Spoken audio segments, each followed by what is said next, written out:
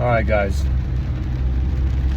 so I'm going to talk about how can we achieve mindfulness, how can we live in the moment, how can we live life to the fullest, achieve our fullest potential, achieve the greatness that we want to achieve,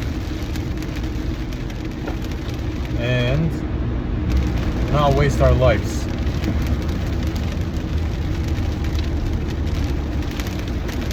The answer to that question, from my experience, has been to understand that your biggest ally is remembering death.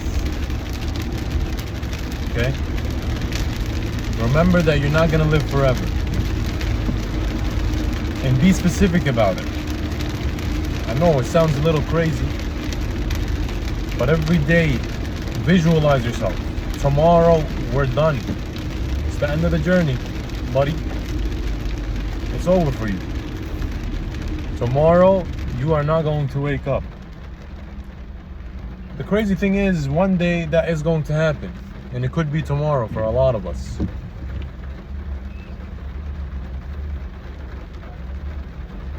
When you understand this, you automatically, when you internalize it, you automatically become a risk taker. You take the bets. You don't hesitate. You become a man of action. You pursue the greatness that you want. You chase the dreams that actually make your life exciting, that actually give you that excitement, even that nervous excitement that you need in order to achieve it, because you know that you're actually pursuing something worthwhile now, because you know you're pursuing something that's bigger than you. Oh, skidding, hydroplaning, nice. See, I could have died there. Alhamdulillah, I didn't die. And when you stop thinking about, 5 years from now, what's gonna happen? 10 years from now, what's gonna happen? How am I gonna? I think it's crazy that people think about retirement from their 20s. I went to a career fair the other day. Oh my God, bro, rain is crazy. But these guys are talking to me about retirement. Like, bro, I'm 20 years old. Like, what are you talking about retirement, bro? My dad is in his 60s and he's still working. You don't stop. I'm not thinking about that right now. And you shouldn't be thinking about it. That's why we have all this anxiety and stress and hesitation. Always remember this. Remember that the best defense is offense. If you just keep focusing on how am I going to avoid this risk? How am I going to avoid sacrificing as little as possible? Focus on how can I minimize the amount of risk and sacrifice that I'm going to have to intake?